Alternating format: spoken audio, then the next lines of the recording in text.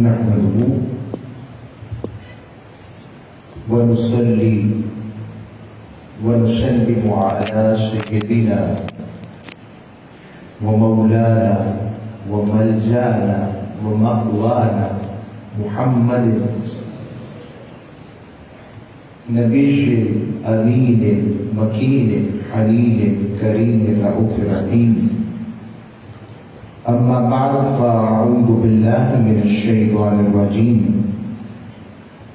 بسم الله الرحمن الرحيم. قال الله تبارك وتعالى في القرآن المجيد: أَفَمَنْ كَانَ مَيْتًا فَأَحْيَيْنَاهُ وَجَعَلْنَا لَهُ نورا يمشي به في الناس كمن مثله في الظلمات ليس بخارج منها كذلك زين للكافرين ما كانوا يعملون.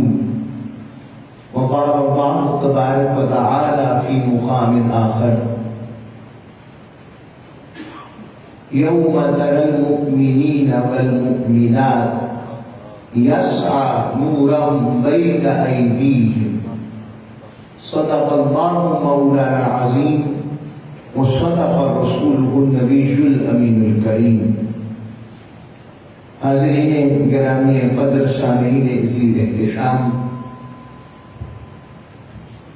اللہ جل مجدہ کی توفیق سے اور اس کے حبیب مکرم صلی اللہ علیہ وسلم کی نظر عنایت سے جمعہ مبارک کی برکتوں والی، سعادتوں والی، رحمتوں والی یہ گھڑیاں، یہ اوقات میسر آ رہے ہیں. ان گھڑیوں کا مقصود حکم خدا بندی کے مطابق کہ جب وَإِذَا نُودِيَ لِلصَّلَاةِ مِنْ يَوْمِ الْجُمْعَةِ کہ جب تمہیں جمعہ کے لیے بلایا جائے، وَذَرُوا الْبَيْعَ اپنی تجارتیں بند کر دو، فَاسْعَوْا إِلَىٰ ذِكْرِ اللَّهِ اللہ کے ذکر کی طرف فَاسْعَوْا دوڑتے چلے آؤ، دوڑتے چلے آؤ. کیوں تجارت کا ذکر اس آیت میں کر کے رب نے بتایا اب تم دنیا کی تجارت میں تو خسارہ کھا سکتے ہو، مگر اب تمہاری تجارت اس مالک کے ساتھ ہے جو اجر میں دنیا میں 10 دے گا، آخرت میں 70 دے گا. آقا علیہ السلام کی امت کو یہ خیرات ملی، یہ مقام ملا. آج کا موضوع ہمارا چونکہ سفر اور مظفر جب 20 سفر کے قریب چلے جاتے ہیں تو پھر محبوب الاولیاء کشتہ عشق رسول گرجینا ہے معرفت و اسرار و بقا. حضرت سیدنا علی بن حسین داتا گنج بخش اجمیری بادشاہ ہند و پاک زبدہ کہتے ہیں مکھن کو، زبدۃ الاتقیاء صرف تقوی والے نہیں، تقوی والوں میں بھی جو ان میں مکھن والے اوپر والے آپ کی شخصیت. اور اتنا جملہ کہوں گا، یہ رب کی مرضی کے بغیر ممکن نہیں کہ کوئی 1000 سال جس کو دنیا سے گئے ہوئے ہوں اور اس کا کوئی نسبی رشتہ دار بھی وہاں نہ رہتا ہو اور اس کی کوئی اولاد بھی نہ ہو، ظاہراً کوئی خاندان ظاہر نہ رہتا ہو اور اس کی بولی والا بھی کم موجود ہو، فارسی کے کم بولنے والے ہوں، مگر ان کا ذکر جاری رہے، یہ رب کے محبت کے بغیر ممکن نہیں۔ اس کا مطلب ان کی محبت زمینی نہیں ہے، ان کی محبت عرشی ہے۔ سبحان اللہ۔ تو آج کے مضمون کے لیے میں نے موضوع موت و حیات کا قرآنی فلسفہ اور شان اولیاء یہ موضوع رکھا ہے، اور موضوع کے لیے عنوان موضوع کے لیے میں نے سورہ الانعام شریف چھٹا سورہ ہے اس کی آیت نمبر 122 اور پھر سورہ حدید کی آیت نمبر میں نے 112 تلاوت کرنے 11 اور 12 اس کی مضمون بنانے کی کوشش کی۔ اللہ رب العزت نے ارشاد فرمایا سورہ الانعام کی آیت نمبر 112 میں اومن کان میتن، فرمایا کہ کیا وہ جو پہلے مردہ تھے فَأَحْيَيْنَاهُ پھر ہم نے اسے زندگی دی، وَجَعَلْنَا لَهُ نُورًا پھر ہم نے اس کے لیے جس میں وہ چلتا ہے نورًا یمشی بھی نور دے دیا، اسے اس کا نور بنا دیا، یہ معنی بھی ہو سکتا ہے۔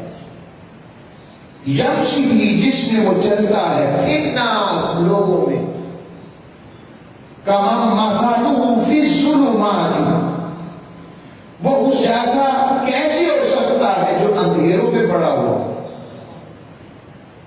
کَذَلِکَ زُیِّنَ لِلْکَافِرِینَ اسی طرح ہم نے مزین کر دیا ہے کافروں کے لیے مَا کَانُوا یعملون جو کچھ وہ کرتے ہیں۔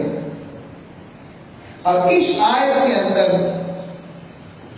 4 درجے بیان ہوئے۔ پہلا درجہ میت کا بیان ہوا ہے، مردہ کا، کہ ایک مثال بیان کر کے کہا اومن کان میتن کیا وہ جو پہلے مردہ تھا، اس مردہ سے مراد وہ والا مردہ نہیں ہے جو ہماری طرح زندگی ختم کر کے قبر میں چلا گیا ہو، بلکہ اس آیت میں مردہ سے مراد وہ مردہ ہے جو زندہ ہے مگر مردہ ہے، یعنی جو زندہ ہے مگر مردہ ہے، اس کی آنکھیں بھی ہیں، کان بھی ہیں، زبان بھی ہے، جسم بھی ہے، روح بھی ہے، سب کچھ سراپا انسان ہے، چلتا ہے، پھرتا ہے، کھاتا ہے، سب کچھ کرتا ہے، بولتا ہے، مگر رب نے کہا اومن کان میتن کہ وہ جو پہلے مردہ تھا، یعنی وہ مردہ،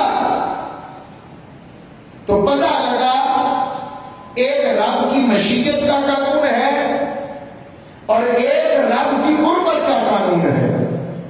مشیت کے مطابق 5 فٹ 6 فٹ کا جسم ہو، اس میں روح ہو، وہ کھاتا پیتا ہو تو وہ انسان ہے، وہ انسان ہے، مگر قربت کے قانون میں انسان ہونے کے لیے اتنا کافی نہیں ہے،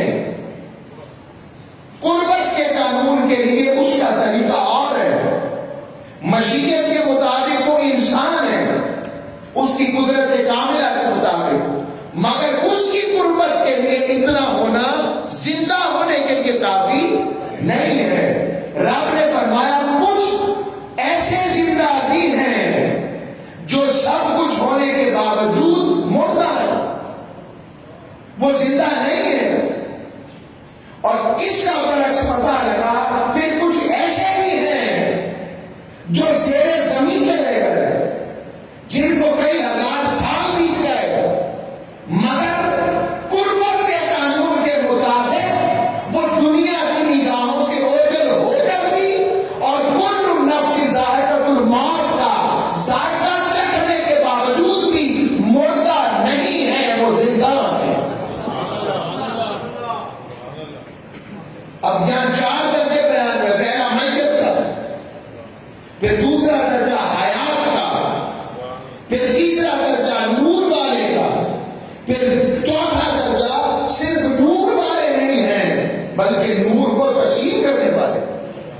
اللہ نے فرمایا اب من کانا میتن، وہ جو مردہ ہے پھر کیا کیا، فَأَحْيَيْنَاهُ۔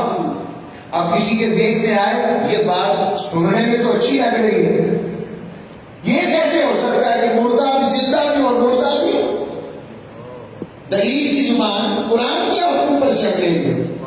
قرآن نے کیا ذکر نہیں کیا سورہ بقرہ میں، صم بکم عمی فہم لا یرجعون، جنہیں حضور کی شان نظر نہیں آ رہی تھی، جنہیں معراج النبی نظر نہیں آ رہا تھا، ابو جہل جیسوں کو کنکریاں لے کر مارے تھے، کنکریاں ابو جہل کے ہاتھ میں بھی کلمہ مصححہ کا پڑھ رہی تھی۔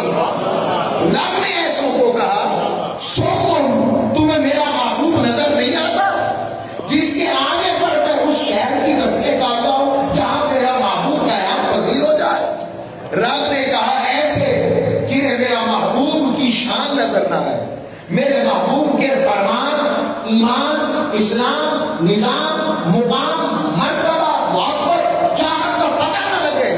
رب نے کہا صم بکم، تم گونگے بھی، تم اندھے بھی ہو، بکم گونگے بھی ہو، عمی تم اس کے ساتھ ساتھ آگے چلتے ہوئے اندھے بھی ہو۔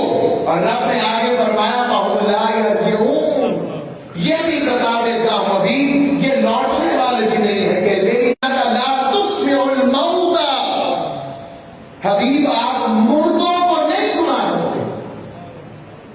اب سرکار کی ڈیوٹی یہ تو نہیں تھی نا کہ وہ کفار اور قریش مکہ کے قبرستانوں میں جاتے اور قبرستان میں جا کر ان کو تبلیغ و توحید کا درس دیتے اور رسالت کا پیغام دیتے، یہ ڈیوٹی تو آقا اسلام کی نہیں تھی۔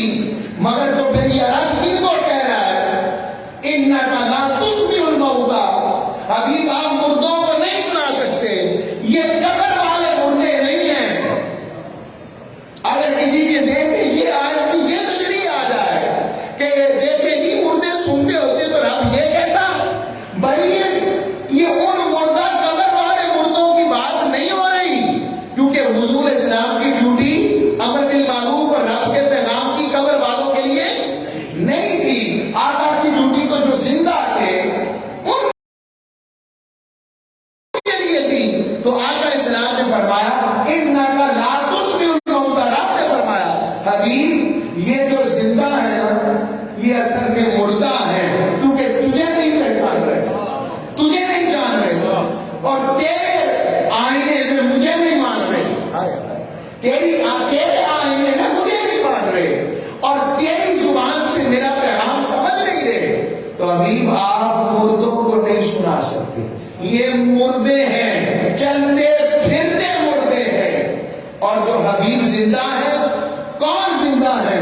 کا محمد الرسول اللہ والذین معہ، حبیب وہ جو تیری جھوٹ کے آسے پاسے پھرتے ہیں، جن کا سب کچھ تجھے تکنا ہے، تیرے بولنے پر بائی جاتے ہیں، تیرے تکنے پر سب کچھ قربان کرتے ہیں، تیرے اشارے پر تن من دھن لٹانے کے لیے تیار رہتے ہیں، حبیب وہ چلے بھی جائیں اور حتیٰ کہ تیری راہ میں میرے لیے اپنی جان بھی دے دیں، رب کہتا خبردار انہیں مردہ کہا، وہ جان دے کر بھی زندہ ہے۔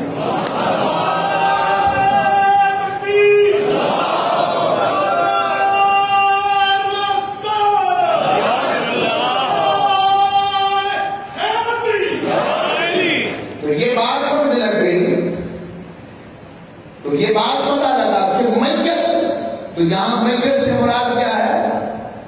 آگے بات سمجھ، جو زندہ مردہ ہے، جو زندگی والے ہیں مگر مردہ ہیں، اور جنہوں نے قربت مصطفیٰ، سیرت مصطفیٰ، آقا کی سیرت اور صورت کو اپنی نظروں میں بسا دیا، جنہوں نے محبوب کی اداؤں کو اپنی زندگیوں میں اپنا لیا، جنہوں نے محبوب کے آئینے میں اس کے جلووں کو پانے کی کوشش کی، اور محدود پر محبوب کے رستوں پر چل کر اسے منانے کی کوشش کی، اور ان کی رضا میں اس کی رضا کو ڈھونڈنا چاہا، اس کے مطلوب میں اس کو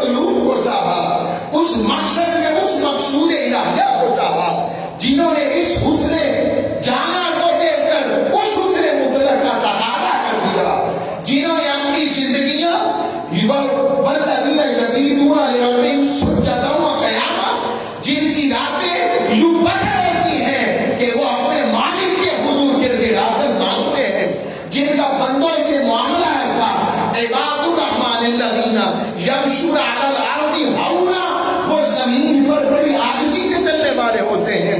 وَإِذَا خَاطَبَهُمُ الْجَاهِلُونَ قَالُوا سَلَامًا، جاہل لوگ بھی ملے تو ان سے جھگڑتے نہیں بلکہ سلام یعنی دعا دے کر پھر ان سے بھی آگے نکل جاتے ہیں.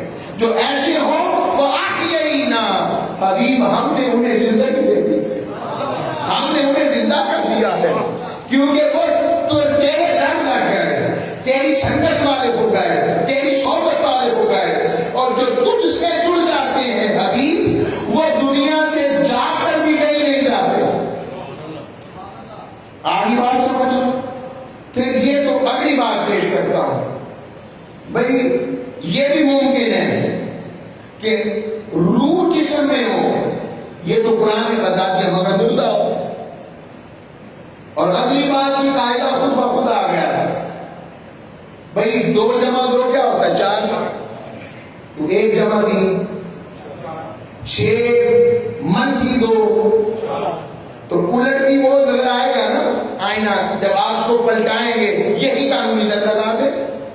اس کا مطلب کچھ جسم ایسے روحیں ہوتی ہیں مگر وہ مردہ ہیں. اس کا مطلب کچھ جسم ایسے بھی ہوتے ہیں جن میں روحیں نہ بھی ہو، وہ نور والے ہو کر زندہ ہوتے ہیں. آگے بات سنو. اب ان کے لیے موت کا معنی ہی اور ہے. وہ موت کا معنی ہمارے والا ہے ہی نہیں، وہ معنی موت ہی اور ہے. اور وہ میں نے نہیں مقرر کیا، رب سے پوچھو. موت آنی ہے، سب کو آنی ہے، ذائقہ چکھنا ہے، مگر ہر ایک کے لیے کیفیت موت کی ایک جیسی نہیں. سورہ نازیات پڑھیں، رب نے پہلی 2 آیتوں میں کھول کے رکھی بات. وَالنَّازِعَاتِ غَرْقًا، ابھی قسم ہے ان فرشتوں کی جو کافروں کی جانوں کو بڑی سختی سے نکالتے ہیں. یہ بھی ایک موت کا منظر ہے. اور دوسری طرف فرمایا وَالنَّازِعَاتِ غَرْقًا، یہ ہوگا کافروں کے لیے. وَالنَّاشِطَاتِ نَشْطًا، حبیب ان فرشتوں کی بھی قسم جو میرے محبوبوں کی جانوں کو یوں نکالتے ہیں جیسے مکھن میں سے باہر نکالا جاتا. لیکن موت ہے مگر دونوں میں ذائقوں میں کتنا فرق ہے. تو کیا خیال ہے، جس کی موت یوں ہوئی ہو اور جس کی موت کے فرشتوں کی قسمیں رب اٹھائے، دونوں کی موتیں برابر ہیں؟ موت ہے مگر ان کی موتیں برابر نہیں ہیں. اگر برابر ہوتی تو رب اس طرح سے ذکر نہ کرتا. موت تو ان کا بوسہ لینے آتی ہے، ان کو چومنے آتی ہے. اور حضرت ابراہیم علیہ السلام، موسیٰ علیہ السلام کا دیکھ لیں، رب اپنے پیاروں کو مختار بناتا ہے، اختیار دیتا ہے. موسیٰ علیہ السلام میں ملک الموت آیا ان کے پاس، حضرت اسرائیل آئے، بخاری کی حدیث کہ کس لیے آئے ہو؟ کہنے لگا جان لینے آیا ہوں. حضرت موسیٰ علیہ السلام نے آؤ دیکھ کر رکھتا ہو تھپڑ مار کر جان ان کی آنکھ نکال دی اور ملک الموت کی آنکھ نکال دی موسیٰ علیہ السلام نے. اور وہ حضرت ملک الموت حضرت اسرائیل علیہ السلام آپ اپنی آنکھ لے کے رب کی بارگاہ میں پہنچ گئے. جسمانی حالت میں تھے، اس لیے تھپڑ مارا تو آنکھ نکال دوں. تو پتہ لگا جو جس حالت میں آتا ہے اطلاق بھی اس کا اس پر ہوتا ہے. اب مضمون ہی آگے چلتے، آنکھ نکال دی اور رب سے عرض کی مالک ایسے بندے کے پاس بھیجا جو مرنا پسند ہی نہیں کرتا. اجل میں وقت لکھا جا چکا ہے کہ موسیٰ علیہ السلام کی ملاقات کا وقت آ گیا اور اختیار یہ ہے. موسیٰ نے تھپڑ مار کر، اور قرآن میں آیا نہ منٹ آگے ہوگا نہ منٹ پیچھے ہوگا، جو ہے وہی وقت آنا ہے. اور ادھر موسیٰ علیہ السلام کی بات آئی، کہا تو نے میرے بندے کو کیا کہا، حالانکہ وہ جانتا ہے. کہا مالک میں نے انہوں نے پوچھا تو میں نے کہا جان لینے آیا ہوں. تو رب نے کہا میرے محبوبوں کو موت سے نہیں ڈراتے، انہیں میری ملاقات کا شوق دلاتے. اور عاشق کہتے ہیں موسیٰ علیہ السلام نے بھی کسی وجہ سے کیا. انہوں نے اس لیے کیا تھا کہ اسرائیل خیال رکھنا آگے مصطفیٰ ہونے والا ہے، ان کے ساتھ ایسے نہیں کرنا۔ اور ایسا ہی ہوا، وقت وصال مصطفیٰ کے وقت جبرائیل نے اجازت مانگی، حضور اسرائیل آیا ہے، آنے دو۔ سیدہ کائنات نے روک لیا دروازے پر اسرائیل، اور پھر آنے کو آنے دو، اور ادب سے کہا حضور رب نے کہا ہے جو آپ کی مرضی ہوگی میری مرضی ہوگی۔ یہ ہے معنی۔ تو عرض کر رہا ہوں حضرت ابراہیم علیہ السلام، میں یہ بات سے بات جوڑ کر سمجھانا چاہتا ہوں، کیا لینے جاتے ہیں حضور داتا صاحب کے پاس؟ میں یہ بات آپ کو سمجھانا چاہتا ہوں، اور عقیدے کی زبان میں سمجھانا چاہتا ہوں، اور دلیل کی زبان میں بتانا چاہتا ہوں۔ ابراہیم علیہ السلام کے پاس اسرائیل علیہ السلام آیا، کہا جب وقت آ گیا تھا، وقت آ گیا ہے، کہا اچھا ایسے شکوہ محبت کیا، یہ بات کے بڑی پیاری لگتی ہے، کہا شکوہ محبت کیا، کہا اسرائیل ایسا خلیل دیکھا ہے جو اپنے خلیل کو مار دے۔ رب نے فوراً وحی کی ابراہیم علیہ السلام کی طرف، ابراہیم ایسا خلیل دیکھا جو اپنے خلیل سے ملاقات پسند نہ کرے؟ یہ سننا تھا اسرائیل کو، کہا جلدی کر، یہی تو سننا چاہتا تھا محبوب کا غلامہ۔ لوگوں بتاؤ اب تو موت کا تصور ہمارا ہے، کیا یہ تصور آپ کے محبوبوں کے لیے بھی ہے؟ کیا یہ تصور موت ان کے لیے بھی ہے جن کی راتیں اس کی محبت میں بسر ہو، جن کی صبح اس کی محبت میں بسر ہو، جن کی زندگیاں قال رسول اللہ کی فکر میں اور آقا کے ذکر میں اور ان کی زیارت میں اور ان کی قربت و محبت میں بسر ہوئی ہو؟ کیا یہ زندگیاں برابر؟ میں آپ سے پوچھتا ہوں، پی ایچ ڈی کیا ہوا اور ایم فل کیا ہوا برابر ہے؟ ایم فل کیا ہوا اور ایم اے کیا ہوا برابر ہے؟ ایم اے کیا ہوا اور بی اے کیا ہوا برابر ہے؟ بی اے کیا ہوا ایف اے کیا ہوا برابر ہے؟ لوگوں ہمارے تو تعلیمی نظام و مدارس برابر نہیں، انسان کے 10 بیٹے ہوں ان سے پوچھو وہ برابر ہے؟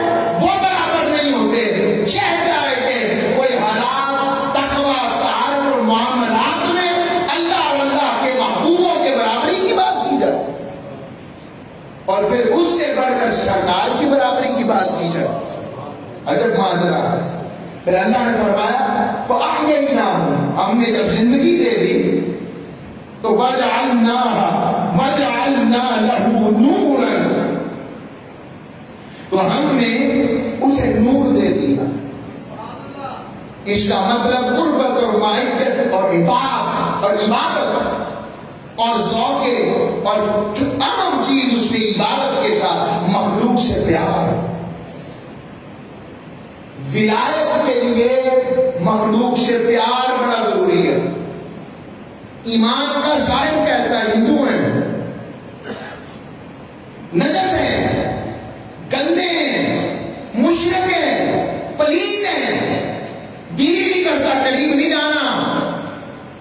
اگر حضور داتا صاحب یہی سوچتے تو پھر مسلمان کون ہوتا ہے یہاں پر؟ اس لیے آپ نے کہا وہ آئے اسی لیے، کرتے ہیں تو کیا ہوا بتاؤں گا، تو آقا اسلام کی محبت والے بنے گا، رب کی توحید کا چراغ جلے گا نہیں تو گندگی دور کیسے ہوگی؟ دھوبی بھی اگر کپڑا گندا دھونے سے انکار کر دے تو پھر دھوبی کیسا؟ گندا برتن صاف کرنے والا بھی صاف کرنے پر انکار کر دے تو وہ برتن صاف کرنے والا کیسا؟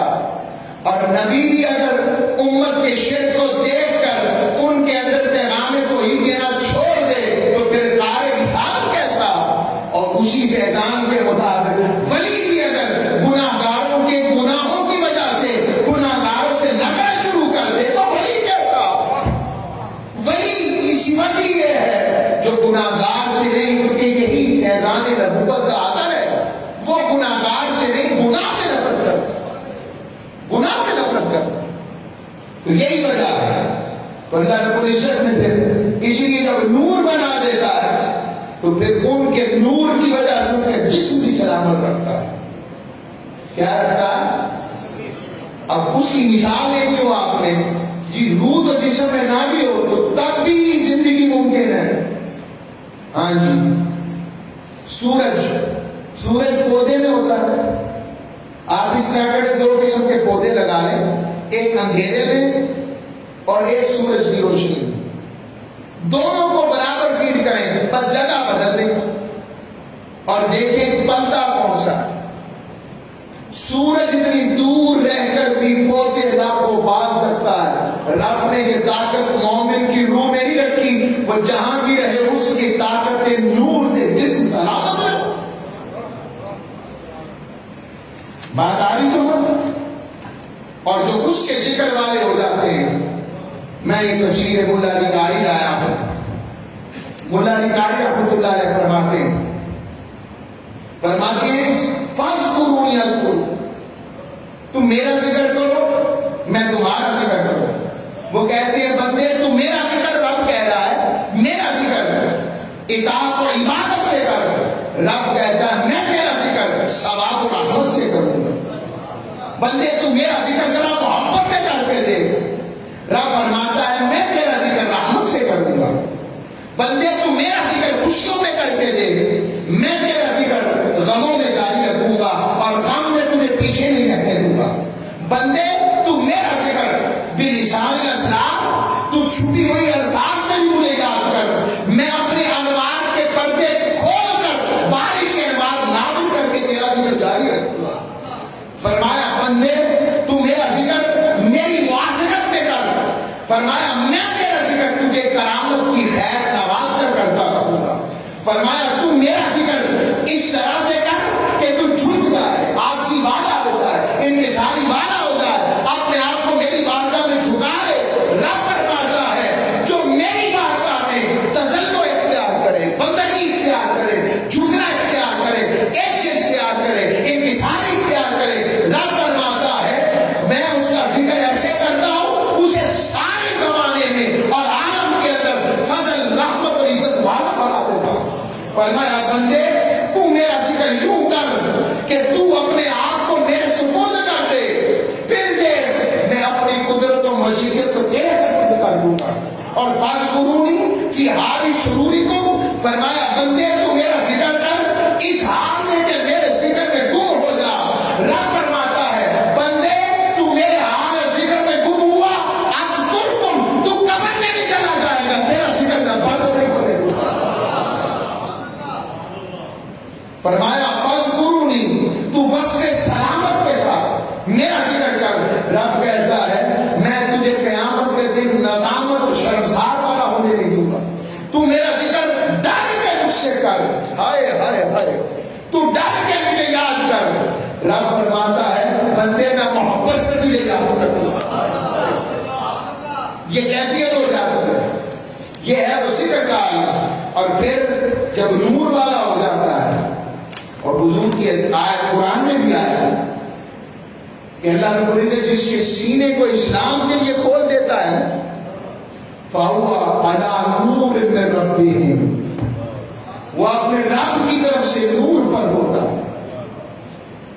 اور نور کی خوبی یہ ہے نور جہاں ہوگا اندھیرا نہیں ہوتا. تو جب وہ نور والا ہو جاتا ہے پھر وہ کچھ دیکھتا ہے جو کوئی اور نہیں دیکھتا.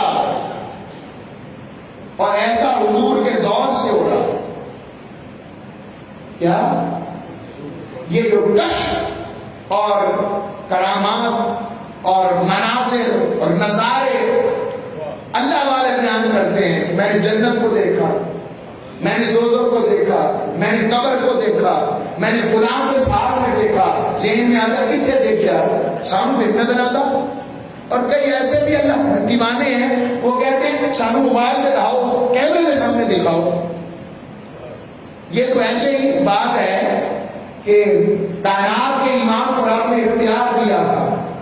حضور علیہ السلام فرشتوں کو دیکھتے تھے، جب وہ نوری شکل میں بھی آتے تھے تو حضور انہیں دیکھ رہے ہوتے تھے اور وہ حضور کو دیکھ رہے ہوتے تھے. ایسا تقاضا تو کبھی فاروق و عمر اور سیدنا صدیق اکبر نے بھی نہیں کیا کہ کہ ہمیں دکھائیں. کبھی یہ تقاضا تو صحابہ نے بھی نہیں کیا. اسی کا نام تو ایمان تھا. اس لیے جب انہوں نے مانا پھر انہیں بھی اس پیر سے وہ کچھ نظر آنے لگا. اب اس کی مجھے حدیث ہمیشہ یہ کر پاتی ہے. حدیث حارث بن مالک انصاری کیا حدیث ہے؟ حضور نے پوچھا کئی فاصلہ ہوتا یا حارث صبح کیسے کی ہے؟ صبح کیسے کی ہے؟ کہا میں نے سچے مومن کی طرح صبح کی ہے. پر تیری بات تو بڑی کبھی ہے، اس کی دلیل کیا ہے؟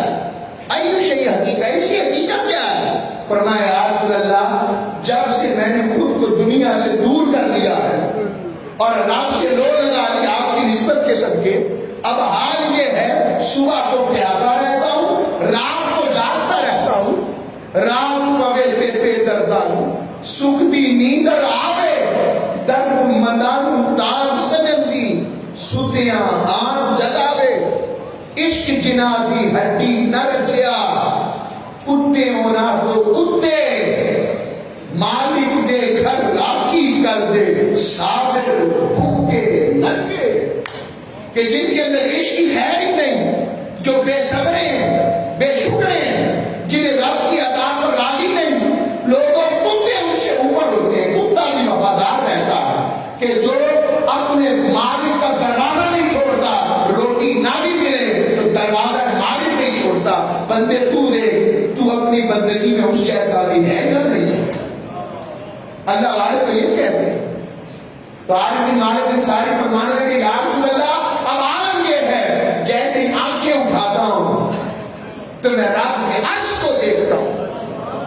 لوگوں میں حضور کی حدیث سنا رہا ہوں، اور وہ لوگ جو کرامت کا انکار کرتے ہیں اور کرامت کو مانتے نہیں یا کرامت کے اوپر اپنی ذاتی بدعات قید لگا کر اور بھی اللہ کی کرامت کے ہٹا کا انکار کرتے ہیں. میں پیروں کی بات نہیں کر رہا، میں تو محبوب کے غلاموں کی بات کر رہا ہوں. تو وہ منظر یہ رب کے عرش کو دیکھنا یہ کیا ہے؟ اور یہ نہیں کہا ایک دفعہ دیکھا کہ نہیں یا رسول اللہ جب چہرہ اٹھاتا ہوں رب کے عرش کو دیکھتا ہوں، اور یا رسول اللہ جنتیوں کو جنت میں ملتے دیکھتا ہوں. یہ حضور کے غلام کی نظر ہے، تو پھر نظر مصطفیٰ کا عالم کیا ہوگا؟ یہ ان کا عالم ہے. اور جہنمیوں کو جہنم میں جہنم کے دوزخ کے عذاب سے چیختے دیکھتا ہوں. عرض کی آقا یہ سب کچھ آپ کے سب کے ملا ہے. فرمایا عرفتا عرفتا عرفتا، تو عارف ہو گیا عارف ہو گیا عارف ہو گیا. فانتظر، اس سے چمٹا رہنا تجھے خیر مل گئی. یہ مقام منظر حدیث کو کہاں لے کے جائیں گے؟ حضور کے تو غلاموں کا یہ عالم ہے، حضور کے صحابہ کا یہ عالم ہے، تو پھر ان کا عالم کیا ہوگا؟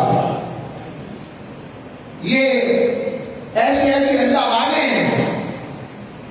ایک اور بزرگ گزرے حضرت روز بہان بقل، بس وقت مضمون آ گیا بولے اس کو ہے بولے پتہ لگا دادا صاحب کا رستہ کیسی.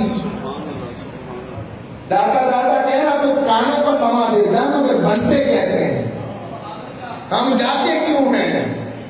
یہ وجہ ہے حضور علی دادا علی الویلی کا ہم کیوں جاتے ہیں. اور جب قبر بن گئی تو پتہ لگا وہ رب نہیں ہے، تو ذکر کیوں جاری ہے کہ وہ رب والے ہیں. جب رب والے کہہ دیا تو شرک اور بدعت کی ساری باتیں ختم ہو گئی. جو قبر میں جائے وہ رب نہیں ہوتا، بات ختم ہو گئی. تو پھر جاتے کیوں ہیں؟ بھائی جو رب والے ہوں وہ بھی کبھی ختم ہوتے ہیں. بات آ نہیں سمجھ. تو اب عرض کر رہا ہوں روز بہان بقل بہت بڑے ولی اللہ، بلکہ ان کی تفسیر ہے عرائض البیان. یہ ملا علی قاری رحمۃ اللہ علیہ کے شعر ہے، ایران میں مزار ہے ان کا. عقیدہ ہمارا محبت والا عقیدہ. تو فرمانے لگے لوگ ان کے پاس حدیث لے کر آتے، سناتے حدیث سے سناتے. تو جس پہ سارے یاد ہوتے ہیں لوگ سمجھ جاتے ہیں کہ یہ حدیث درست نہیں. ایک محدث حدیث سنانے آئے، مشہور شخصیت ہے، کیونکہ آپ عمومی طور پر ہم نہیں جانتے ہوتے، تو جو اہل علم ہوتے ہیں تفاسیر سے علم سے شغف رکھتے ہیں ان کی باتیں. تو اب ایسا ہوا کہ جب ایک محدث آئے حدیث بیان کی، آپ نے سر ہلا دی. جب سر ہلایا تو انہوں نے کہا کہ یہ حدیث تو درست ہے شیخ، سند بھی درست ہے، راوی بھی درست ہے، درست نام مسکرا ہوئے. پھر بحث شروع کر دی. تو جب زیادہ بحث ہوئی تو پتہ نہیں ان کے نصیحے میں کیا تھا جو کچھ سن رہے تھے، کون سی ادا اللہ اس کے حبیب کو پسند آئی. آپ نے فرمایا ادھر آئے، میری بات سنیں. ہاتھ پکڑ کر ادھر اپنے پاس قریب کر لیا اور کہا سامنے دیکھیں، آپ کی مانو یا مصطفیٰ کریم کی مانو. وہ کہہ رہے ہیں کہ میری حدیث نہیں ہے، تو سند کی مانو یا سند والے کی مانو، کس کی مانو؟ یہی عالم حضور دادا صاحب کے پاس نہیں. الحمدللہ وہ لوگ جو کہتے تھے کہ ان کی مسجد کا قبلہ ہی درست نہیں، ان کی مسجد کا قبلہ ہی درست نہیں، آپ نے فرمایا آج ذرا نماز پڑھو نا، آج ذرا نماز پڑھو.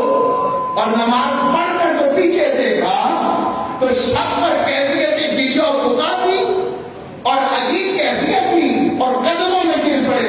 کہا حضور آج تک تو ایسی نماز سنی ضرور کی پڑھی نہیں تھی، ہم کھڑے تو یہاں تھے مگر لگ ایسے رہا تھا جیسے سیدھے کعبہ میں کھڑے، سامنے کعبہ ہوتا تھا، رب کی جلوہ اور رحمت کو دیکھ رہے تھے.